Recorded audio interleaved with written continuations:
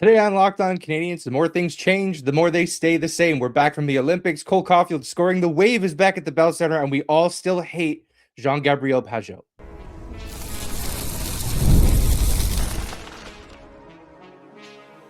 You are Locked On Canadiens, your daily podcast on the Montreal Canadiens. Part of the Locked On Podcast Network, your team every day.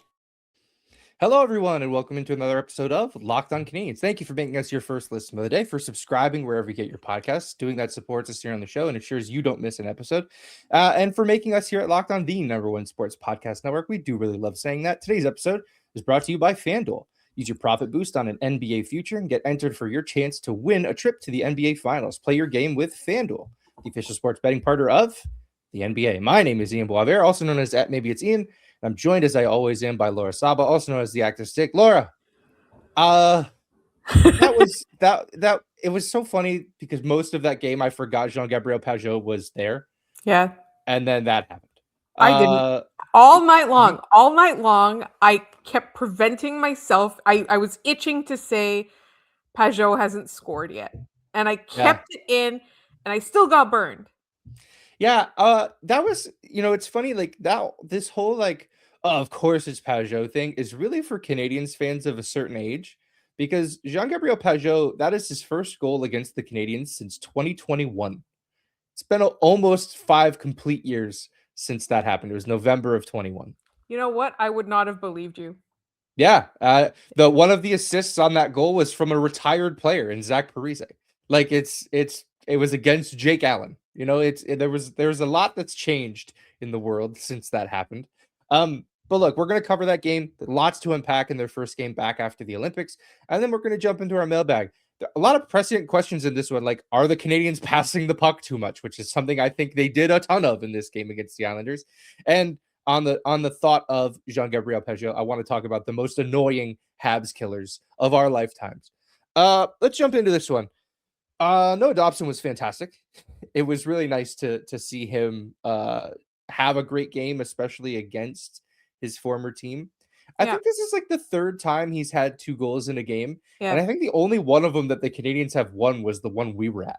Like that was it. I think they've lost all the other ones where he's done that. Yes. I think the moral of the story is that Noah Dobson should subsidize our attendance at the Bell Center. Yeah, obviously. We're his #1 fans all the time.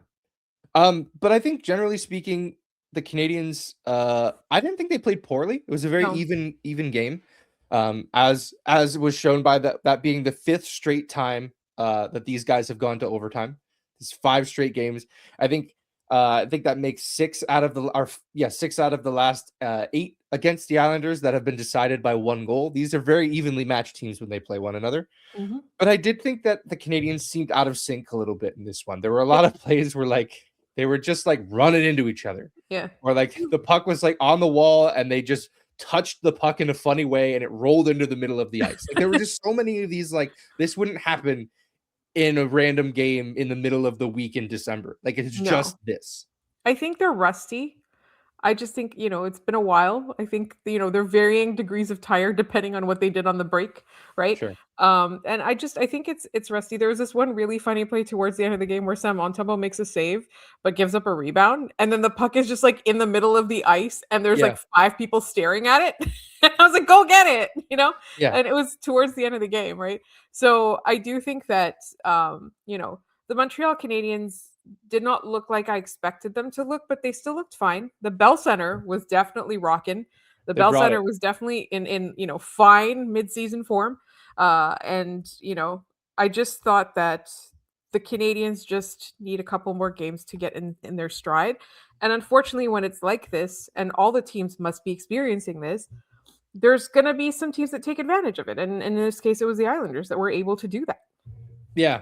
And I mean, look, in the Atlantic Division, most other teams would go, hey, you got a point. It's pretty good. In the Atlantic Division, it's everybody not good enough, man. Everybody, there were only 2 teams that were in action that didn't pick up points in the Atlantic Division. It was Tampa, of all teams. They lost in regulation to Carolina, and Toronto, who was falling off of the face of the earth.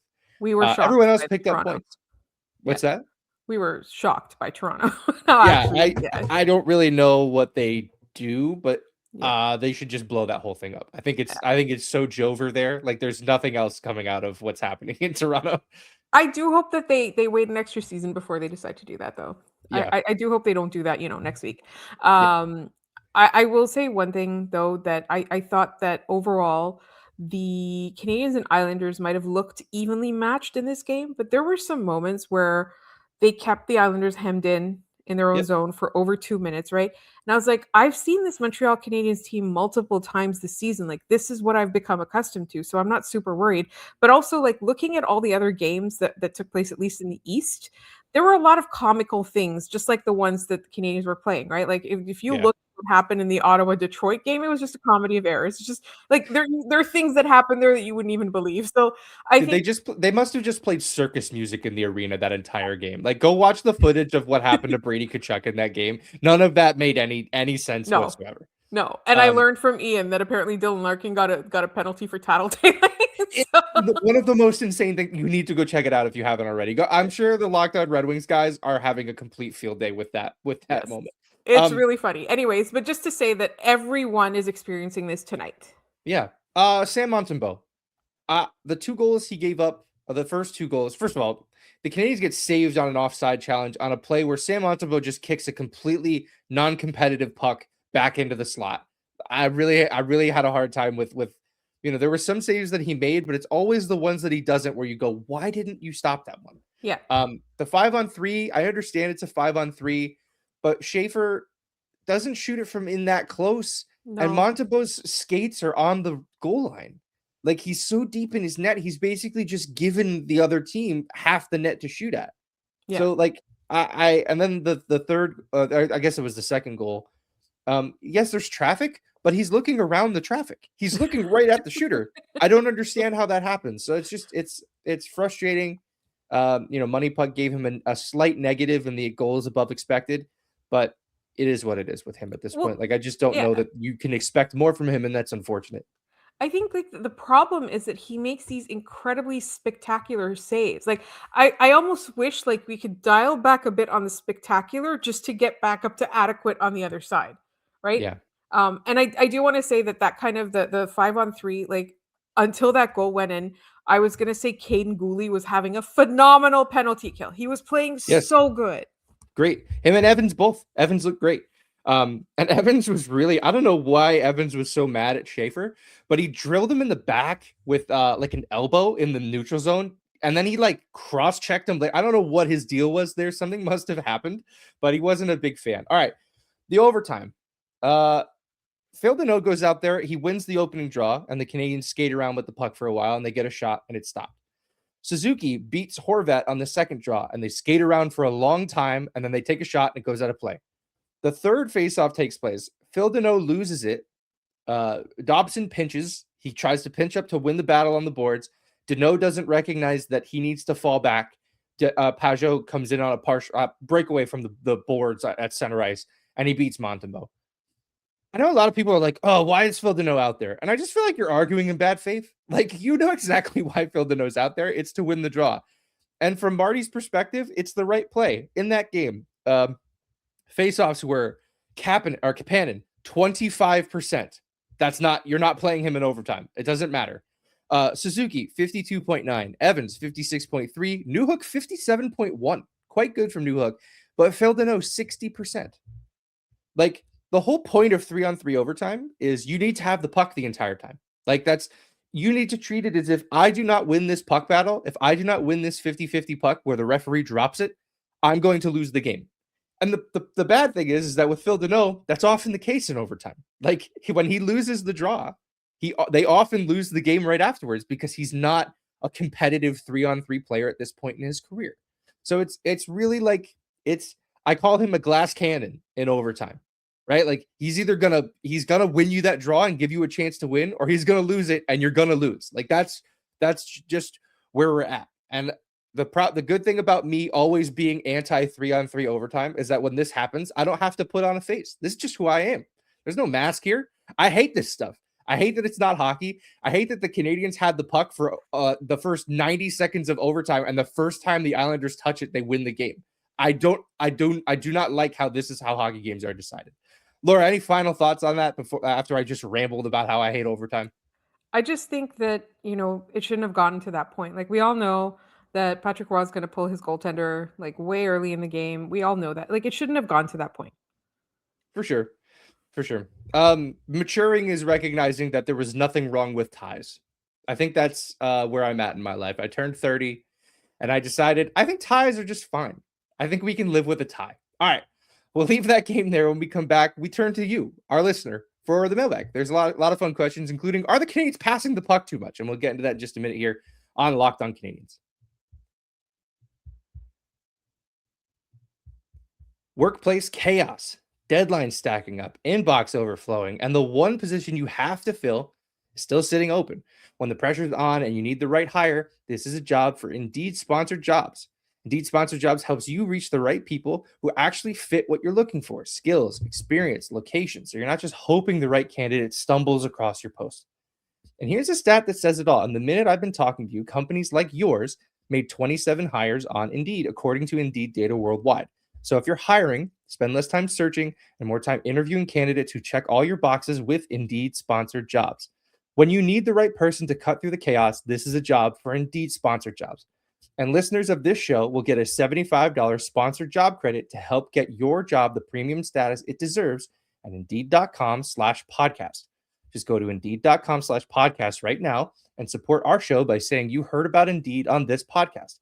Indeed.com/podcast. Terms and conditions apply. Need to hire? This is a job for Indeed Sponsored Jobs. This episode's also brought to you by Factor. Cold days, packed schedules, and big goals. That's winter. And when there's not a lot of time to cook, eating well can feel like another thing on the to-do list. That's where Factor comes in. Factor makes healthy eating easy with fully prepared meals designed by dietitians, crafted by chefs, so you can eat well without the planning, prepping, or cooking. Factor meals are always fresh, never frozen, and ready in about 2 minutes. The ingredients stand out: lean proteins, colorful veggies, whole foods, and healthy fats. I did Factor for a long time. And I'll probably start back up on it. It's got tons of variety. I don't like to eat the same thing every night. 100 rotating meals each week. It never gets boring. It's perfect for busy weeks. Look, I do this show. I work another full-time job. My wife's back in school. We have a lot going on. So it's perfect for when we're busy and we want meals that support our goals without the stress. Head to factormeals.com/LockedOnNHL50off and use code LockedOnNHL50off to get 50% off and free breakfast for a year. Eat like a pro this month with Factor. New subscribers only. Varies by plan. One free breakfast item per box for 1 year while subscription is active. All right, we are back. Thank you for making Locked On Canadiens your first listen of the day. And hey, if you are an everydayer, why don't you join the Everydayer Club? You'll get an ad-free audio feed to our podcast. You get access to our group chat on Discord and more. Use code DEADLINE ahead of the trade deadline for 1 month for free. Join now at lockedoncanadiens.supercast.com or hit the link in the show notes to learn more. Laura, we head to our mailbag. Would you like me to get started? Do you want to do the honors? You can get started because I'm looking for the passing one and I think I have the right one. I've got it. Okay. Yeah, it's from our buddy Brent. I'm writing this after the first period of the Islanders game. The Canadiens are up 1-0 on a goal by Dobson. Dobson chose to shoot, though he had Suzuki with him on the play. They have also had 3 or 4 good opportunities that end with no shot on net because a pass doesn't reach its target. I know this topic has come up before, and I go back and forth myself. But do you think the Canadiens have a genuine problem over-orchestrating their offensive plays? Brent, I think it's a great question. I think there's a fine line between creativity and guys in the upper deck yelling, shoot. Like, it's really tough to draw that line, especially with a team that has so many really fascinating playmakers, right? Like, even Cole Caufield is a shooter, but he's no slouch from a playmaker's perspective either. I think that's why I really love Dobson. Dobson never makes the extra pass. If he has the opportunity, he acts like he's never going to get another opportunity to shoot the puck in his life. And I really appreciate that part of him. I think that's why, like, later on in this game, you saw him come out on the second power play wave after the first power play wave just kind of farted around with the puck for 90 seconds. And like the second touch Dobson got, he put it in the back of the net. He's just shooting. You know, I think there's value to passing and playmaking, but ultimately, like, you can't pass the puck into the net. Cole Caufield tried to like do this really cool Lionel Messi kick into the net, they didn't like that either. So like I do think that there's a fine line here, and oftentimes the Canadiens find themselves on the wrong side of it. Yeah. I think that the difference with Noah Dobson is that he is very confident in what he can do and what he can't do, right? Like, you called it sensible or like kind of like maturity, etc. I think that that's kind of a problem where like there's a lot of players who are offensively gifted in different ways, and I think they still haven't figured out, what's the right call or where, so they're like, I'm good at this, I'm going to try it, right? As Right. opposed to this might be the better option. And I know it's a very fast game, et cetera, but they'll get older, they'll figure it out. I think they do kind of have a problem right now over orchestrating their offensive plays, but I think that just comes with experience and growth. They're going to get it. Yeah. I mean, Juraj Slafkovsky had an assist tonight on the funniest play I think he'll ever score an assist on. Yeah. It's on the power play. He takes a one-timer, his stick explodes, the puck bounces to Demidov, it bounces off his skate, goes through Sorokin's legs right to Caufield on the other side. Like, it was one of the silliest things ever. Like, It's so funny.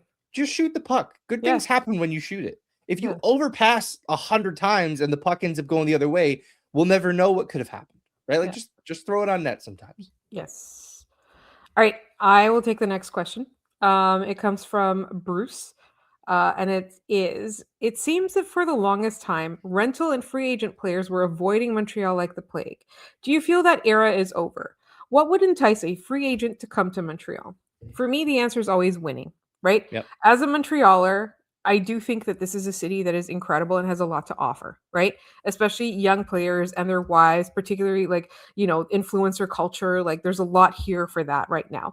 A lot of times in the past, we would hear complaints about the rate of taxes. We would hear complaints about the schools being in French, et cetera, et cetera. I don't think that any of those things really matter when you put together a winner. If this is the team that has the best chance to win the Stanley Cup, this is where people will want to go. Right. And again, it's not a terrible place to live. We don't have palm trees and we don't have we're not a tax-free province. Right. But at the end of the day, if you have a smart tax lawyer / accountant, you can get around some of that tax stuff. You can figure it out. Like, there's this thing called an RCA trust. Look it up. And, this is something that you can do. And if you're a winner, people will look past that. Yeah, and you can also put your kids, you can afford to put your kids in private school so that they can learn English. It's incredibly true. Yeah, I think winning cures all of this, right? And I think that's, even when the Canadiens were quote unquote good under Marc Bergevin, I think people saw through it. I think a lot of players saw through it and said, yeah, there's no chance I'm winning there though. Like, you watch them win every game 2-1, 3-1 on the back of Carey Price. Like, it's not. I think players are, at least when it comes to hockey, smarter than that. Like, they and their agents probably told them, like, on top of the fact that you're not going to probably be able to win there, all of those other things Laura just said, right? Like winning, if Noah Dobson came here before we had won anything, because he recognized that it's a legitimate chance for him to be a difference maker on a championship caliber team. That part of it still has to come. But I think that they've set themselves up by, having Marty and creating an environment where, Marty trusts his players. They want to run through a wall for that guy. Yeah. So I think it's a lot of different things going on at once. We'll truly see what happens when if they're able to lure in an unrestricted free agent. Dobson's a little bit of a special case because he was a trade. It was sort of we're going to trade you here or here, but he chose the Canadiens. Yeah. It'll be different if they can lure in a really nice unrestricted free agent. And I think that's the thing. Like, I think that Noah Dobson did this knowing that he's going to grow with this team. He's still really early in his career. He's still very young, right? Yeah, he had 6 seasons under his belt before he came or whatever. But he's still really young. So like, a player like who signs here will understand that this is a growing team. It's not, it's not like Noah Dobson signed here and then this year they're going to win the Stanley Cup. There's still a ways to go. But the process is just so cool because, as you said, Marty's here. They've got some young players. And I think the way that these players are being treated, it kind of solidifies his decision to come here. And I think, a couple of years from now, Noah Dobson can say, I am part of the core of a contending team. Yep. I mean, looking at the Islanders, they might not be far off either. It seems like, his cup runneth over. I do think it's really funny that the first game back from the Olympics and Matthew Schaefer and Noah Dobson were like, hey, Team Canada, maybe next time look our way. We should go, maybe things go a little bit differently. Man, Matthew Schaefer looks so good. That was my first time really watching him. So good. I was like, I hate watching him in this jersey, but when he's got he's got a Team Canada jersey on, that's gonna rule so hard. I can't wait. Hopefully 2 years from now in the World Cup. Hopefully. That would be fantastic. All right. Let's step aside one more time. When we come back, we'll wrap up the mailbag. We'll talk about some annoying Habs killers, and we'll get into that in just a minute on Locked On Canadiens. Ever wanted to experience the NBA Finals live and in person? Well, FanDuel is giving you the chance to turn that dream into reality with their NBA sweepstakes. Here's how it works. Use your profit boost on any NBA future, and you'll be automatically entered for a shot to win an NBA Finals trip for 2. That's right, flights, tickets, the whole experience. If you're already looking at the board and thinking of which team can make a deep run, this is the perfect time to lock that in. I love futures this time of year, whether it's picking a team to win the championship, grab a conference title, maybe you're looking at awards, MVP voted. It adds that extra layer of excitement to every game down the stretch.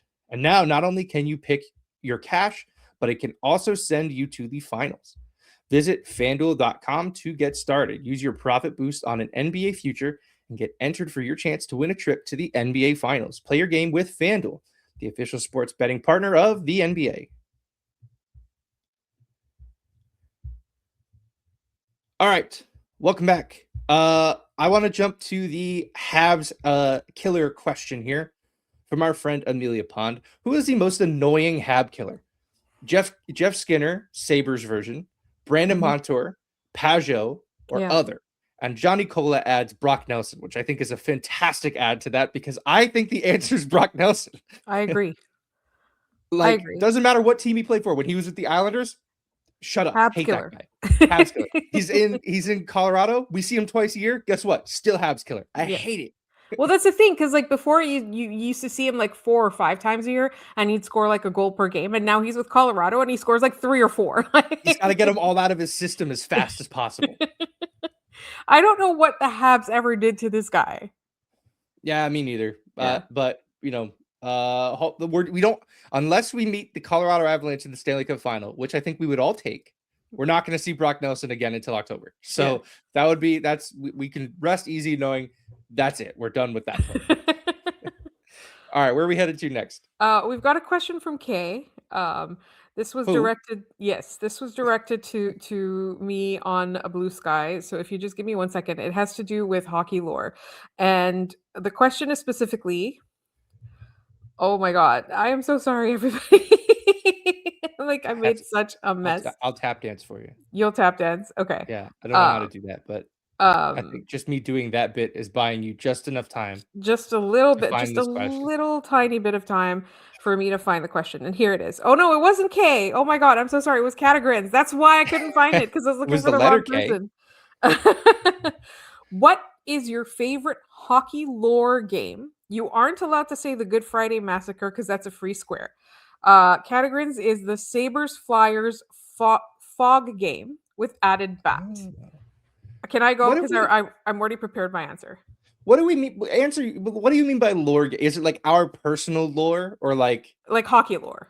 Okay. Hockey Understood. Lore. So, for example, I wouldn't use this because Sidney Crosby got concussed in that game, but do you remember the 24/7 Penguins Capitals where on the plane, I can't remember which player it was, but yeah, it was I know he's they said it would swell up in the pressure. Yeah. Is it bad? And his name was it begins with an M. I can't remember who it is, but you can't use that game because Sidney Crosby got concussed. But mine is the 1993 Carey Fraser non-call. So if you're a newer hockey fan, this 1993, the Los Angeles Kings are meeting the Toronto Maple Leafs in the conference final, because that's how conferences work then. It was a little bit more like baseball or football where they're all over. It wasn't geographical.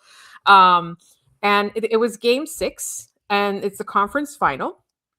And Wayne Gretzky high-sticked Doug Gilmour in the face, and he bled. And Carey Fraser did not see that, did not make the call. LA won that game, forced game 7.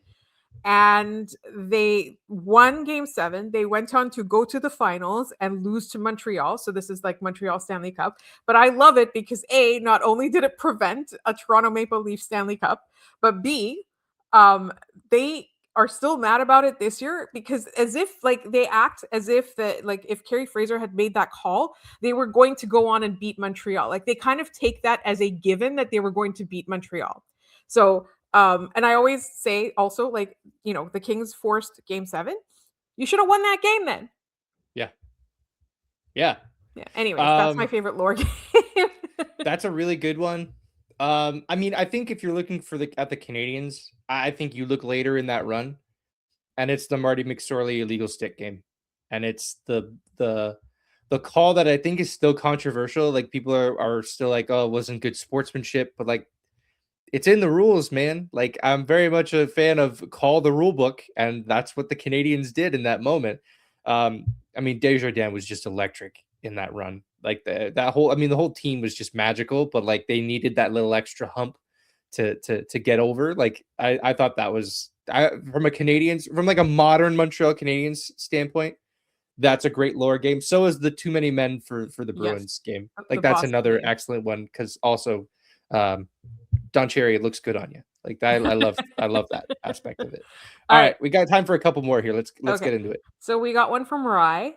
Firstly, I'm glad you're back on Spotify. So yes, just for for our listeners, our episodes did not push to Spotify and or Apple for the last couple of days, but we think that the issue has been fixed. If you find the episode's not there on audio, please get in touch with us. Let us know right away so that we can go to our network and they can look into it. But also, I will add, we hand deliver this episode on YouTube. So those issues will not exist on YouTube for what it's worth. Yeah. So if you're subscribed and you have the bell on YouTube, it'll just automatically pop up. There you go. You know? Yes, because that one is actually in our hands. The other one goes through all kinds of other apps. It goes through Technospace. We don't have anything to do with it. Yeah, we don't know. All right. So the question is a post-Olympic reflection. How would you both have seen that hockey tournament finishing if Russia would have been there, men's and or women's? And what line mates would Demidov have played with?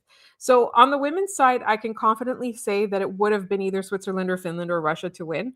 I don't think, or Sweden. Like I think that like the bronze medal on the women's side is always it's up for grabs by any team.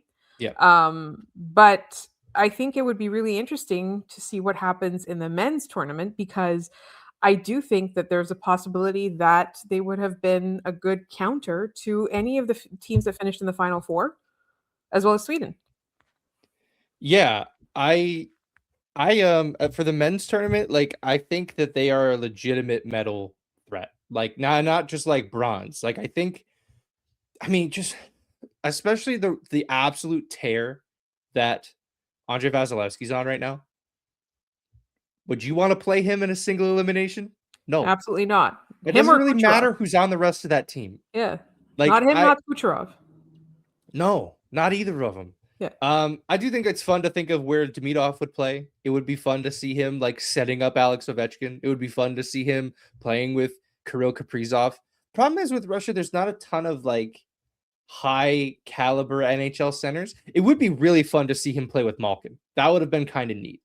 But I think that's the glaring deficiency on that team. That and the D is a little But I think that's a team that you could afford to have defense that's not very good because, okay, you have Vasilevsky. Oh no, what if he goes down? Igor Shesterkin. Oh no, what if he goes down? Ilya Sorokin. Like it's a murderer's row in net. Like for my money, the 3 best goalies on the planet, 3 of the 4 of them, not counting Connor Hellebuck, are Russian. Like it is what it is. We know why they're not there. Obviously, I'm not arguing on behalf of the Russian Federation for being able to play in that tournament, but I am saying that like that team would have upset things in things probably wouldn't have gone as chalk as they ended up going. Yes. All right. A couple really quick questions.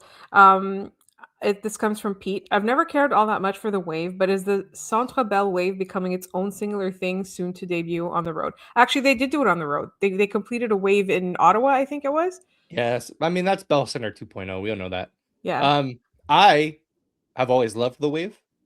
I'm very pro fun when it comes to sporting events. Have a good time. Yeah, you paid for your ticket. You paid for your seat. If you're not bothering anybody, go nuts, man. Yeah. I do think this is becoming a thing. Like, this is their first game back after the Olympics, and it was the first TV timeout after Caufield scored to take the lead. And they did it for the entirety of the commercial break. Yeah. And then they came back and they did it for a few minutes after that. Like, the vibes are just good. The vibes have never been this good. As long as I've been watching this team, they played in the Stanley Cup final and the vibes weren't this good. Yeah. Like, it's the reality. I think it is becoming a thing. It's on the Canadiens the players to draw the energy they need from that and try to step up their play in those moments. It's just incredible. One last question from Jeff the Red. What Canadian storyline will you be most intrigued by over the last 25 games of the season? I mean, Caufield's chase for 40, but he's got 33 now. He only needs 7. Yeah. Like, I think that's less of a chase at this point. It's really how much more can he get than 40. It's that, and it's Ken Hudson set the all-time single season assists by a defenseman record for this team. Yeah, which he's well on pace to do. Picked up another one in this game, and if it weren't for some bobbling of the puck by a lot of folks, he probably would have had more. Mine is I want to see what particularly Kapanen, Slafkovsky, and Nick Suzuki look like now that they've been able to play with the best players in their country. And I think for Slafkovsky, it's a little bit of a different context, because for him, it's how do I play having driven an entire team? Like, how do I replicate that in Montreal when I have a better supporting cast? And I think for Oliver Kapanen, it really is like, I've played with the most elite in my country. I've played with some, incredible NHL talent. How do I bring that back in my rookie season? And the same thing with Nick. I mean, he looks like he hasn't lost a step. But I'm just interested to see what kind of, he talked about the leadership and stuff that he learned from Crosby, which, I'd be hard pressed to think that he wasn't doing himself that quiet leadership, et cetera, the seriousness and all of that. So I'm just excited to see what they look like going forward. Yeah, totally. All right. Let's leave the mailbag there.